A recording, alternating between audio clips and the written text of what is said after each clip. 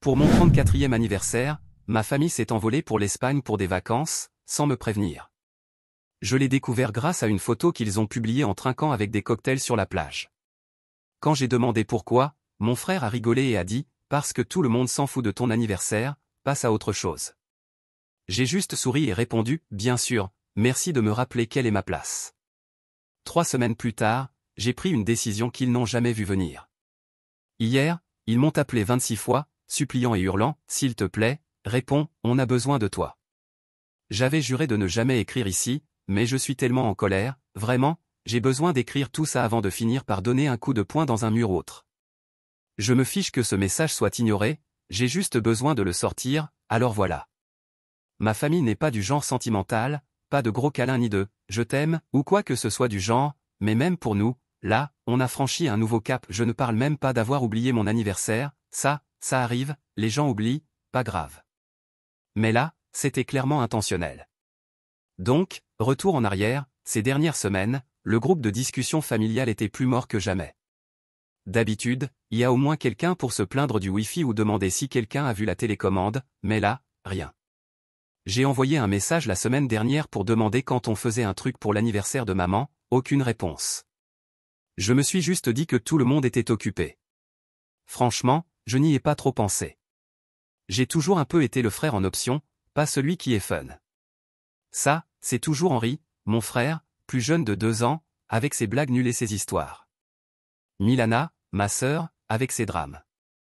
Et puis moi, celui qu'on appelle quand le téléphone ne veut plus s'allumer, je ne sais pas. Je m'y suis habitué. Donc hier, c'est mon anniversaire. 34 ans, pas un anniversaire marquant, mais quand même, au moins un texto de maman, non. Je me réveille, silence. Je vérifie mon téléphone, rien, à part des spams habituels et quelques factures. Je ne suis même pas énervé au début, plus genre, waouh, ok, bon. Je me fais un café, je fais défiler Reddit, j'essaie de ne pas y penser, je me dis qu'ils vont peut-être appeler plus tard. Vers midi, je suis sur Instagram, je fais défiler sans but et je tombe sur la story de Milana. C'est les 5, maman, papa, Henri, Milana, même tante Edith, assis sur une plage, lunettes de soleil, boisson chic, ils trinquent avec cet effet boomerang stupide. La légende dit juste « voyage en famille, santé » et plein d'émojis soleil. Le lieu, Costa del Sol. J'ai dû regarder 2 fois. J'étais là, c'est une blague? Je vérifie la date, postée ce matin. Je reste là, je rouvre le groupe familial, je fais défiler, rien. Aucune mention d'un voyage, pas de petits mensonges du style « on est juste occupé cette semaine », rien. J'envoie un message dans le groupe, un truc genre « sympa les vacances, merci pour l'invitation ». Personne ne répond. Même pas le petit vu. J'attends un peu, puis j'appelle Henri, parce que de tous, c'est souvent lui qui répond au moins. Et il décroche, genre au bout de 3 sonneries, avec du bruit de fond, du vent, il a l'air à moitié bourré. Je lui demande, très sérieux, donc vous êtes tous partis en Espagne et vous ne m'avez même pas prévenu? Il se marre carrément et dit, tout le monde s'en fout de ton anniversaire, Stan, passe à autre chose. Et je suppose que je suis resté à regarder mon téléphone un moment et j'ai juste dit, bien sûr, merci de me rappeler quelle est ma place. Il continue de rigoler, je raccroche. Je ne vais pas mentir, je tremblais. Je voulais balancer mon téléphone contre un mur. Je ne l'ai pas fait, mais j'ai claqué la porte du placard tellement fort qu'une étagère est tombée, pour être honnête. Je suis resté là un moment, à regarder l'étagère, genre, est-ce que c'est vraiment en train d'arriver? J'ai envoyé un message direct à Milana, rien. J'ai appelé maman, boîte vocale directe. Papa, pareil. Tante Edith, même pas une sonnerie. Je comprends, ils sont sûrement tous sur une plage, téléphone en mode ne pas déranger, en train de vivre leur meilleure vie. J'essaie de me convaincre que ce n'est qu'un voyage. Mais ce n'est pas le voyage. C'est à quel point tout ça semble volontaire. Voilà ce que les gens ne comprennent pas, Henri ne m'a jamais aimé, même enfant. Il a toujours été celui qui peut tout se permettre, toujours le plus bruyant, toujours celui qui peut dire n'importe quoi et maman rigolera genre, oh, c'est juste Henri. Si moi je réponds, c'est silence radio pendant des jours. Il y a cette blague qui revient souvent dans la famille, je suis le robot. Parce que je ne fais jamais de scène ou autre. Je n'ai jamais vraiment trouvé ma place. Mais je n'aurais jamais cru qu'ils iraient jusqu'à m'exclure comme ça. Pas pour mon anniversaire. J'ai essayé d'appeler une dernière fois, juste pour voir si quelqu'un allait se rendre compte à quel point c'était tordu, rien. Même Milana, qui envoie au moins un cadeau d'habitude, m'a juste laissé en vue. J'ai même vérifié mes mails, pensant qu'ils avaient peut-être envoyé quelque chose par là, rien. Le pire, c'est que je sais exactement pourquoi Henri a fait ça. Il a toujours eu une sorte de compétition bizarre avec moi, même si moi je ne réponds pas. Il lance des disputes pour rien, ressort de vieux trucs juste pour provoquer une réaction. Il déteste que je ne réagisse pas. Donc sa tactique, m'exclure de la seule chose censée représenter la famille, et me le balancer en pleine figure. Classique Henri. Honnêtement, je pense que maman suit juste ce qu'il dit maintenant, parce que c'est plus facile que de gérer ses crises. Papa ne dit rien, il est juste là, comme un fantôme. Milana a toujours été plus proche de Henri. Du coup, je suis juste le figurant de ma propre famille. Alors voilà, j'ai passé mon anniversaire seul, à les regarder trinquer sur une plage espagnole, comme si le fils aîné n'existait pas. J'ai commandé à manger, regardé leurs stories plusieurs fois, puis j'ai tout mis en sourdine. J'espérais encore que quelqu'un appelle, qu'il y ait une raison. Mais non, ils ne voulaient juste pas que je sois là. J'aurais pu accepter on fait un truc en famille mais c'est sans toi, mais ça? C'est autre chose. Je ne vais pas laisser passer ça. Je ne dis pas que je prépare une revanche digne d'un film, mais je ne vais plus être le paillasson. Ils veulent me faire comprendre que je ne fais pas partie de la famille? Message reçu. Le truc, c'est qu'ils comptent tous sur moi pour tout à la maison, la tech, les réservations, même les trucs chiants comme les factures en ligne. Je sais où sont tous les interrupteurs, au sens propre comme au figuré. Je ne vais pas saboter leur vie, mais disons que la prochaine fois qu'ils auront besoin de quelque chose, je ne décrocherai pas. Et franchement, je ne culpabilise même pas. Je mettrai à jour si jamais il se passe quelque chose. Je ne sais pas trop ce qui va suivre, mais j'en ai fini de faire semblant que tout ça est normal. Mise à jour 1, bon, je ne pensais pas vraiment publier à nouveau, mais franchement, les choses deviennent de plus en plus bizarres, comme si je regardais une émission de télé-réalité familiale complètement décalée, et que j'étais le seul à ne pas connaître le script. Je suis toujours en colère, peu importe, mais j'ai commencé à remarquer des trucs qui rendent tout encore plus tordu, et je crois que j'ai besoin de poser ça par écrit parce que j'ai l'impression de devenir fou. Donc, après toute cette histoire d'anniversaire, j'ai arrêté d'envoyer des messages. J'allais pas mendier de l'attention ou quoi que ce soit. J'ai mis toutes leurs stories en sourdine, laissé le groupe de discussion sans le lire. Je me suis dit, qu'ils aient leurs vacances en famille, je vais faire mon truc à moi. J'ai recommencé à aller à la salle de sport, revu quelques amis, essayé de rester occupé. Je crois que je pensais qu'ils allaient m'envoyer un message à leur retour, ou au moins faire semblant que rien ne s'était passé, comme d'habitude avec ma famille, balayer les choses sous le tapis. Mais non, j'ai eu 0 nouvelle pendant environ 2 semaines. Même pas un mème de Milana, ce qui est dingue, parce qu'elle envoie des mèmes pour tout.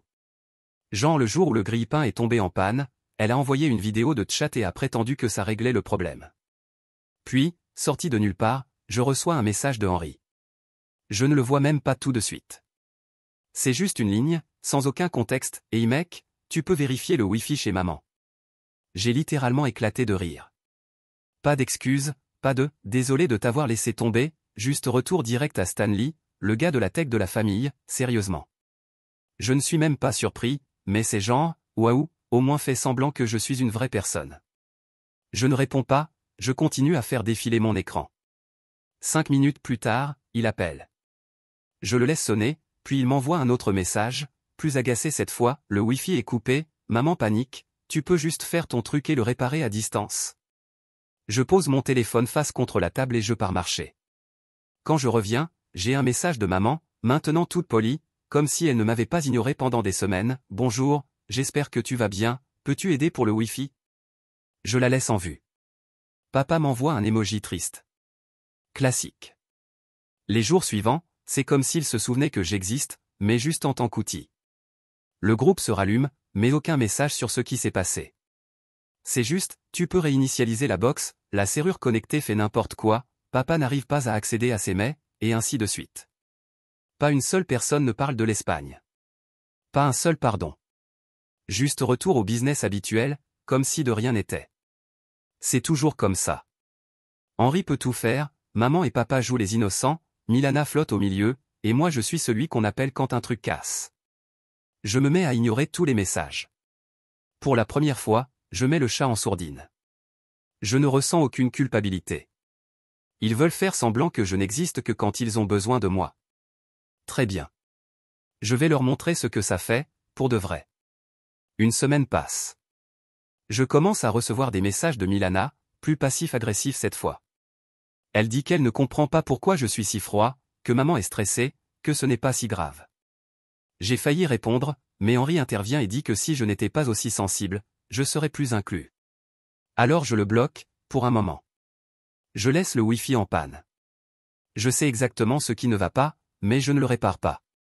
C'est moi qui ai installé tout le système chez mes parents. Je connais tous les mots de passe, chaque sauvegarde, chaque détail qui fait fonctionner tout ça. Mais je ne le ferai pas. Plus maintenant.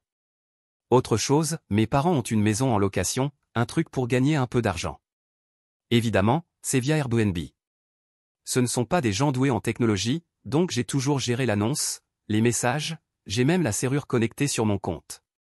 C'était plus simple comme ça pour eux. Mais là, je remarque qu'il y a genre 4 appels manqués de mon père.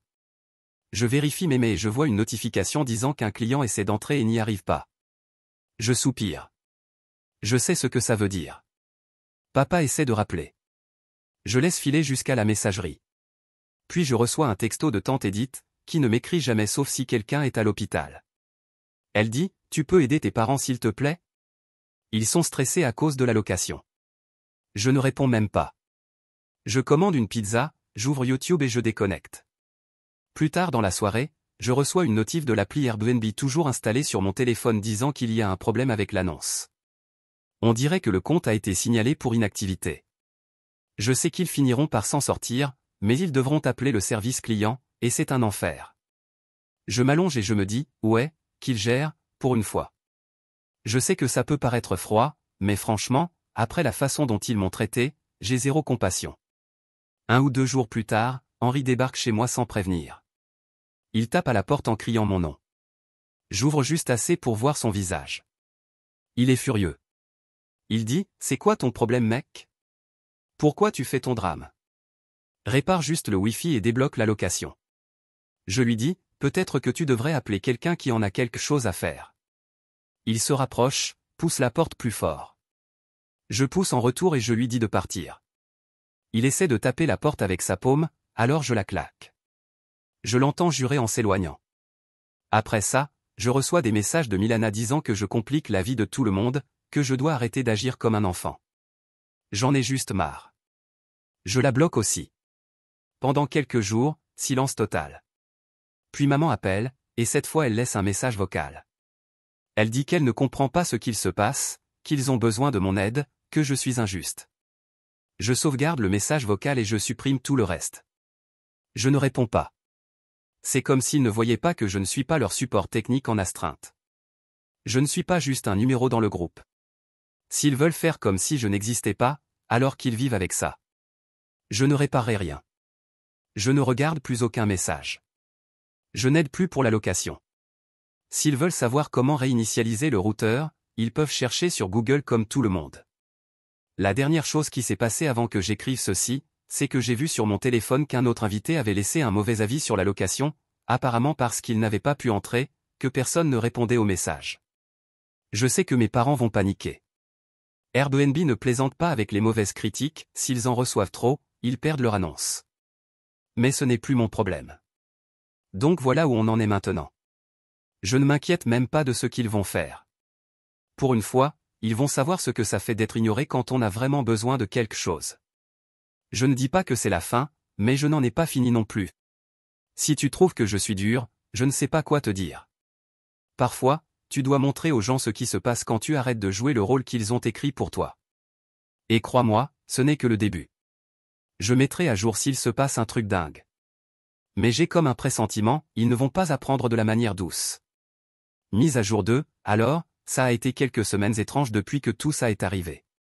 Et franchement, je pensais qu'à ce stade, ils auraient compris comment réparer leurs propres conneries, ou au moins me foutre la paix. Mais apparemment non. Le groupe de discussion a été calme un moment, puis il s'est de nouveau emballé, mais cette fois de manière beaucoup plus désespérée. Pas juste les plaintes habituelles sur la technologie. Je parle de triple messages, d'appels manqués, même tante Edith qui essaie de s'en mêler. Elle n'appelle jamais à moins que ce soit vraiment grave, et même là, en général, elle envoie juste une carte après coup. Je n'ai même pas pris la peine d'écouter sa messagerie vocale. Je l'ai supprimée tout de suite.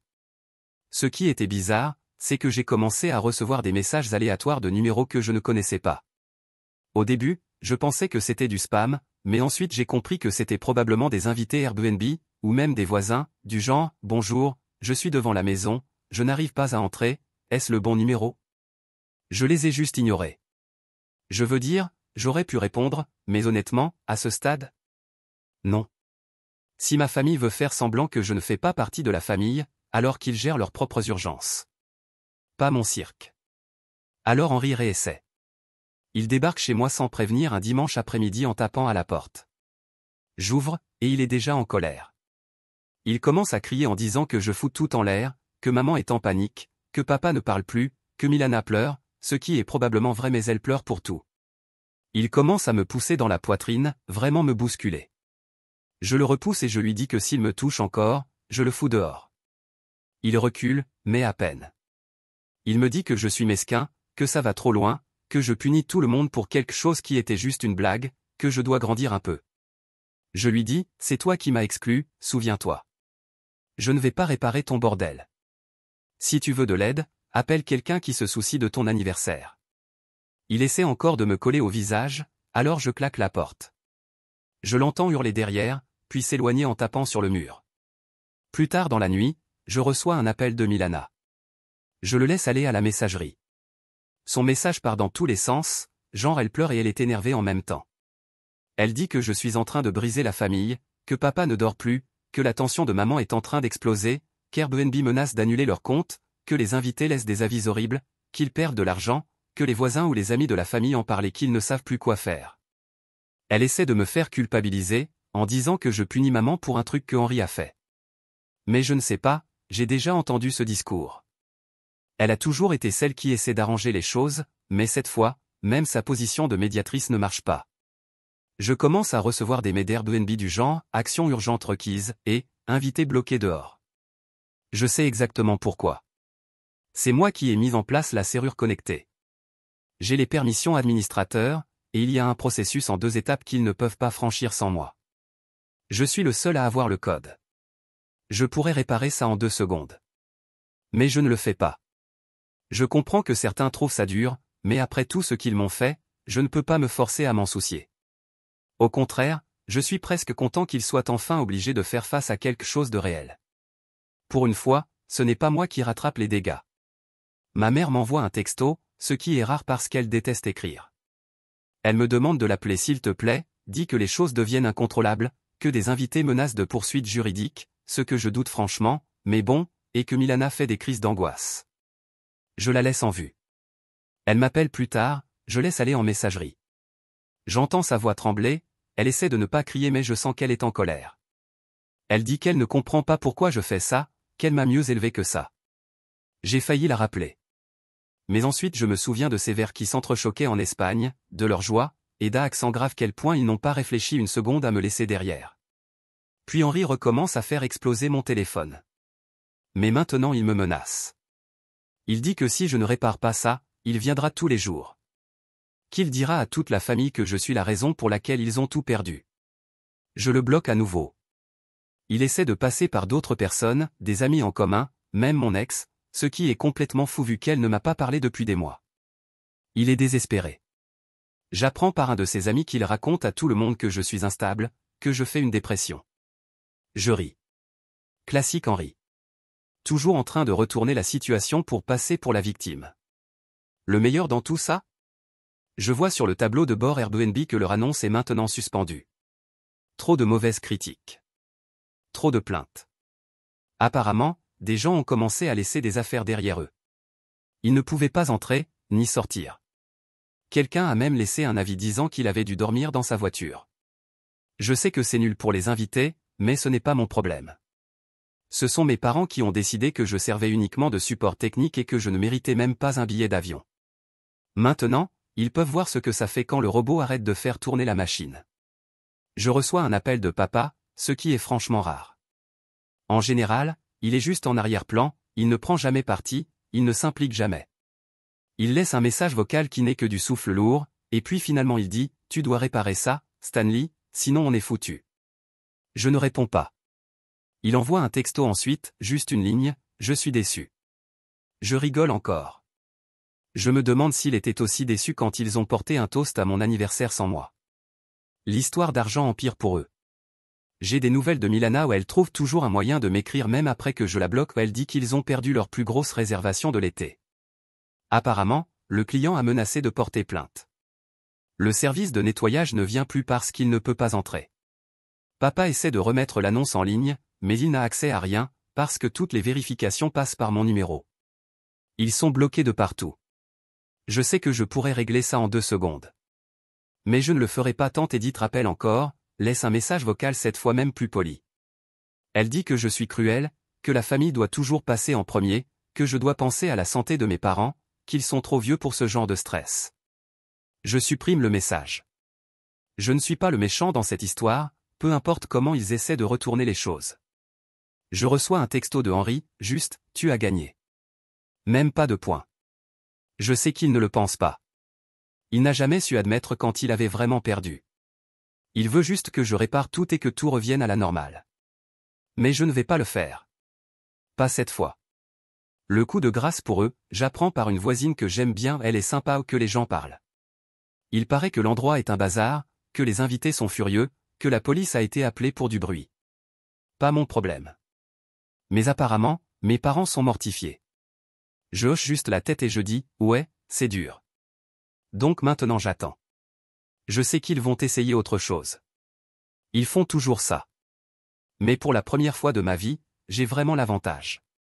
Je ne répare rien. Je ne réponds pas aux appels. Je ne viens pas sauver la situation. Qu'ils se débrouillent.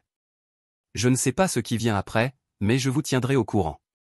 S'ils pensaient que j'allais juste me coucher et les laisser me traiter comme un moins que rien, ils ont choisi la mauvaise année. La prochaine mise à jour sera peut-être la dernière, pour être honnête. J'ai déjà commencé à compter. Les appels et les messages s'entassent. 26 hier, d'affilée. J'ai juste regardé le téléphone s'allumer et j'ai laissé sonner. Et franchement, ça fait du bien. Dernière mise à jour, je me réveille et mon téléphone explose. J'avais pas vu autant de notifications depuis la fois où Henri s'était enfermé hors de sa voiture à 3 heures du matin et avait appelé tout l'arbre généalogique plus un livreur de pizza. Mais là, c'était différent. Pas juste des textos, des appels manqués, des messages vocaux, même le numéro de la vieille ligne fixe de tante Edith qui s'affiche. 26 appels en tout, en une seule journée. Même pas une exagération. J'ai compté. Le groupe de discussion est en chaos. Je fais défiler, c'est juste des blocs de texte. Milana qui dit qu'elle ne dort plus, maman qui balance des bombes de culpabilité sur la famille, papa qui essaie de paraître calme mais avec ce calme qui cache une panique. Henri est là aussi, mais il part dans tous les sens, moitié furieux, moitié suppliant, balance des insultes puis s'excuse dans la même phrase. À un moment, il dit qu'il va venir chez moi. 2 heures plus tard, il dit d'oublier, qu'il ne veut plus jamais me voir. Puis 5 minutes après, il demande si je peux juste s'il te plaît réinitialiser la serrure connectée de la location. C'est presque drôle, honnêtement. Je n'avais pas prévu de lire les messages, mais après avoir vu le nombre d'appels manqués, je devais savoir à quel point c'était grave. J'écoute un des messages vocaux. La voix de maman tremble, comme si elle essayait de ne pas crier mais aussi de ne pas pleurer. Elle dit que l'Airbnb est fichu, que les invités menacent de poursuivre, qu'il y a une facture de ménage qu'ils ne peuvent pas payer parce qu'ils sont bloqués hors du compte, et maintenant Airbnb parle de retirer définitivement l'annonce. Elle dit qu'elle n'a jamais eu aussi honte, que les gens demandent ce qui s'est passé, que papa n'a pas dormi depuis des jours. Je pose le téléphone, je vais me faire un café, j'essaie d'ignorer. Je reçois un autre appel, cette fois de Milana, mais je regarde juste l'écran s'éteindre. Elle envoie plein de messages vocaux, certains où elle pleure, d'autres où elle dit que je détruis la famille. Je bloque son numéro. Je commence à tous les bloquer, Henri, papa, tante Edith. Je mets le groupe de discussion en sourdine. Je sais qu'ils trouveront une autre manière de m'atteindre, mais pour l'instant, c'est calme. Puis Henri débarque réellement chez moi. Sans prévenir, en tapant à la porte comme s'il était chez lui. J'ouvre la porte et il essaie de forcer l'entrée, mais je m'appuie contre l'encadrement et je lui dis de reculer. Il dit que j'ai fait passer mon message, que j'ai assez puni tout le monde, que maintenant je dois juste régler le problème. Il commence à crier plus fort, alors je le repousse dehors et il essaie de taper la porte, mais je la claque d'abord. Il reste dehors à hurler un moment, puis je l'entends donner un coup dans le mur et descendre les escaliers en tapant des pieds. Une voisine m'envoie un message un peu plus tard, demande si tout va bien, dit qu'elle a entendu des cris. Je lui réponds que c'est juste un drame familial, rien de grave. Je regarde mes mails et je vois une notification d'Airbnb disant que le compte est désactivé. Apparemment, trop de plaintes, trop d'accès non autorisés. La location est morte. Je sais pertinemment que c'était leur fonds d'urgence et qu'ils comptaient sur cet été pour rattraper des dettes de l'année dernière. Je sais aussi que Henri se vantait depuis des mois auprès de ses potes que l'endroit s'autofinançait, que c'était facile de gérer un business quand on a un frère qui fait tout le boulot chiant gratuitement. Je n'ai même pas changé les mots de passe ou déconnecté les applis. J'ai laissé les choses se dérouler. J'ai regardé les réservations s'empiler, puis je les ai laissées tomber au moment où ça comptait. Des invités arrivant devant une maison fermée, des agents d'entretien refusant de venir, des voisins se plaignant des déchets. Un invité est même allé voir la police pour signaler une escroquerie, ce qui, lol, n'est pas mon problème. Je n'ai pris l'argent de personne. Je reçois un texto de papa, juste, tu dois réparer ça. Je le supprime.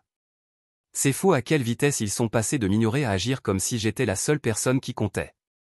Même tante Edith, qui disait toujours que j'étais trop sérieux quand j'étais gosse, m'appelle soudain, leur dernier espoir. C'est comme si vous aviez tous été très clairs, je ne fais pas partie du club. Mais maintenant, je suis censé tout laisser tomber et venir vous sauver? Non. Les gens me demandent pourquoi Henri agit comme ça. Genre, est-ce juste une rivalité entre frères? Honnêtement, je crois que c'est une question de contrôle. Depuis qu'on est petit, il a toujours été au centre de l'attention, celui qui ne faisait jamais rien de mal. S'il voulait quelque chose, il l'avait. Si moi je voulais quelque chose, je devais passer des épreuves. Et quand j'ai arrêté de me soucier de ce qu'il pensait, il est devenu encore plus méchant. Maman et papa le laissaient faire parce que c'était plus facile que de gérer ses crises. Milana se rangeait toujours du côté de celui qui criait le plus fort. Je ne dis pas que je suis parfait, mais je n'ai jamais balancé personne sous le bus comme ils l'ont fait avec moi. Maintenant, ils paniquent tous. Ils ne perdent pas juste de l'argent, ils perdent la face. Les voisins parlent, les amis de la famille posent des questions, tout leur été est ruiné. Et au milieu de tout ça, pas une seule personne n'a réellement présenté d'excuses. Pas une seule fois quelqu'un a dit « Eh, peut-être qu'on a merdé ». C'est juste reproche, reproche, reproche. J'ai vu Henri poster une story triste sur Instagram, un truc du genre « Les gens sont faux, on ne peut faire confiance à personne ». J'ai failli rire. Puis j'ai vu que Milana avait leaké, et qu'une flopée de leurs amis commentait. Mais aucun ne sait ce qui s'est vraiment passé. J'ai laissé couler. Je ne suis pas là pour me justifier auprès de qui que ce soit. Donc ouais, voilà où on en est. 26 appels manqués, une location morte, une famille qui doit enfin affronter son propre bazar. Je ne vais pas réparer. Je ne vais pas répondre. Je ne vais pas débarquer pour tout arranger. Ils veulent savoir où ils en sont avec moi maintenant? Maintenant, ils savent. Si tu t'attendais à une grande fin bien propre, je ne sais pas quoi te dire. Parfois, tu n'as pas de conclusion. Tu as juste le dernier mot. Je ne suis pas désolé. Pas même un peu. Ils ont fait leur choix, et moi j'ai fait le mien. C'est tout pour l'instant. Je ne sais pas si je posterai à nouveau. Mais si je le fais, ce ne sera pas parce qu'ils me l'ont demandé.